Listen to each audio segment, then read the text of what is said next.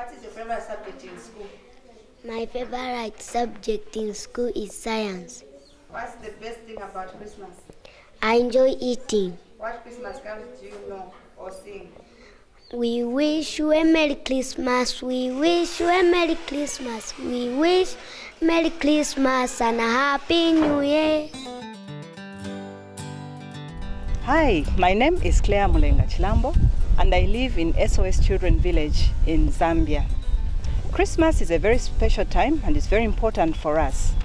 In all countries, getting prepared for Christmas is an exciting time and includes all kinds of preparations. That is why it's very nice for me to be able to show you all in Finland how we prepare for Christmas 2014 here at our village in Chipatan and how we live our daily lives. Christmas is something very special in Zambia because Zambia is a Christian nation. Christianity begins from the birth of Christ.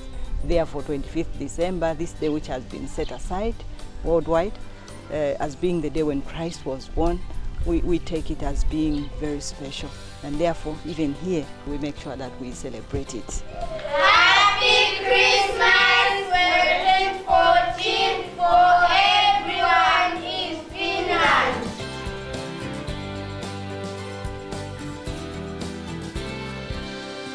We do all sorts of things to prepare for this day. Among the things that are done, buying a lot of food to eat, a lot of drinks, and among the things that are supposed to be there as a must, there should be a cake, there should be chicken, rice and vegetables. Those are the main foods, but of course there could be other additions. We also buy clothes. On that day, it's very important. We take it that everyone should be dressed in something new. The children will be well dressed, the mother will be well dressed, and they will have this big meal.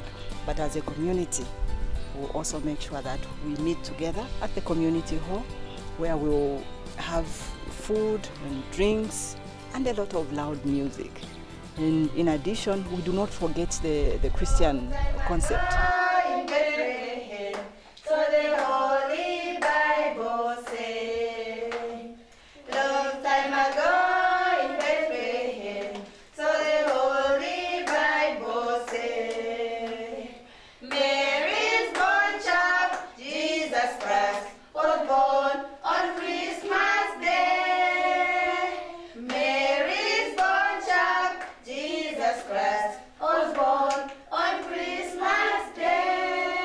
We've already started preparing the children. They are running a Christmas play. So they try to portray the birth of Christ, what happened on that day. So they will take roles to be Mary and Joseph. There will be a doll as a baby, and there will be the three wise men, all those just as it is portrayed in the Bible. That will be done by our children.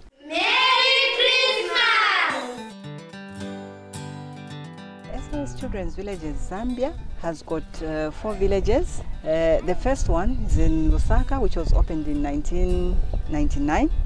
The second one was Kitwe in 2004, followed by Livingstone Village, which was opened in 2008, and Chipatan, the youngest, which was opened in 2012.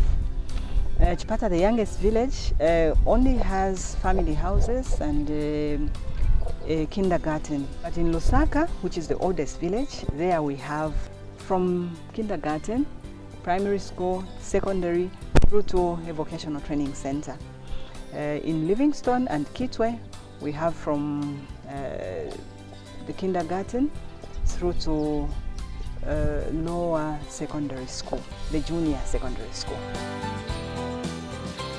Chipatan SOS Children's Village was opened on 10th October 2012 by His Excellency Mr. Michael Chilufya-Sata, although this was done for him by the Republican Vice President Dr. Guy Scott.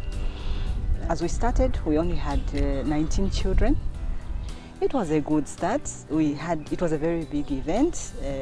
Provincial administration was involved. All the villages of Zambia were also involved.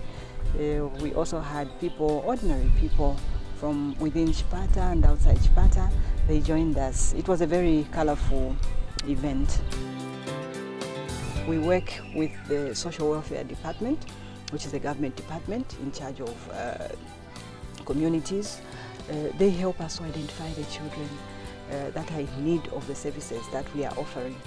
And they alert us, then we move in and do a verification exercise. After the identification has been done, we move on to the Department of Judiciary, another government department, which gives us the committal orders for the children, meaning they now allow us to look after the children on behalf of the government. Most of the children that we have in the village come from homes. Of course, we do have one or two situations where we have abandoned children, and these are brought in. But we also ensure that we are careful about the siblings. We make sure that when they bring them in, we put them in the same family house without separating them. This is done deliberately to make sure that we keep the family ties. You know, in Africa, we believe a lot in the extended family system. So we do accord them a chance to visit their last caregiver in the village at least once in a year. They'll go out there and visit, and the relatives also are allowed, they are free to come and visit the children in our SOS Children's Village. Having brought in these children, we straight away moved into the program of school enrollment for those that were of school-going age. We consider school-going age as age 3. Those that are between 3 and 6, they are recruited in our SOS kindergarten, and those that are above go to the nearby school, which is a government school, Damview School. So anyone above 6 will be enrolled there. SOS Children's Villages is mainly dependent on donors, and donors could be local as well as international. So these could be donations in the form of cash, and it could also be in kind. In kind meaning, for example, we can talk about food, books, pencils, crayons, beddings, like blankets, pillows, clothes, anything that can be of use to the child. We accept all that. So we are very grateful to our donors, both local and international, because they make this, the running of our organization very possible. Each house has got a caregiver whom we refer to as a mother, and there's also another caregiver in the house who is an assistant, and we refer those two as aunties. So there's a mother and there's an aunt. So the two, they work full-time to make sure that they provide for the children. And we have a very special arrangement where we want to ensure that they live as a family, where there's nothing like maybe the office doing some bulk buying for the family. We don't do that.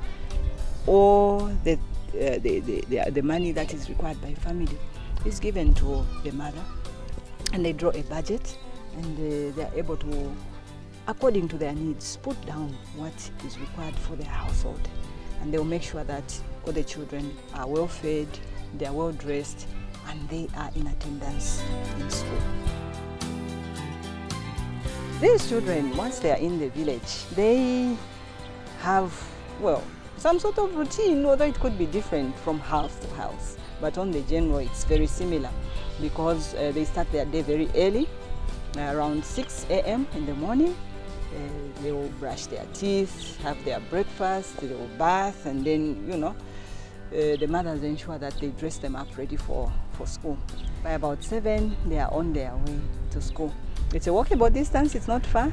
It's just about 5 minutes walk, and they are already there. And they will remain in school up to about noon, midday, and they will be released from there. Once they get back, their mothers are there to fetch them, and they'll make sure that they arrive home to a good meal, that is lunch. And after lunch, they're given a bit of time to unwind and to rest up to about 3 p.m., 3:30. Then they get to their homework. They'll do their homework, and after that, let's say about 4 p.m., that's when they're free now to go and play. For the boys, they will play soccer. It's not soccer, it's very special kind of soccer. It's not the kind of soccer that you see in FIFA or something like that. But they do have their goalposts. They are just maybe 2 stones on one side acting as a goalpost, and even on the other side there will be another 2. So what's important, you can clearly see when they are playing that these children are having a lot of fun. Then for the girls, they'll play, mainly for them it's just skipping, and there's a local game that they like playing. We call it in our local language as chiato, where they draw a circle and count maybe 10 stones which they'll put inside, and they'll get another stone which they'll be tossing, and at the same time they're able to remove the stones from that circle.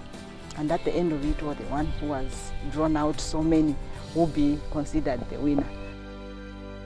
As SOS Children's Villages, we make a pledge of giving long-term care to the children. And this is just what we mean. So what we have is a scenario where here is a child who had probably lost hope. Maybe he lost both parents, and he thought, well, there will be nothing good to come out of me because there's nobody to take care of me.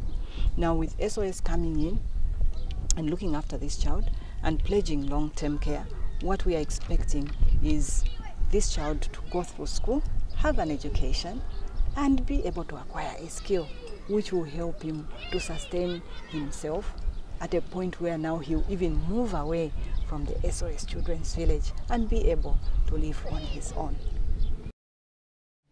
Move back a bit, boys. We wish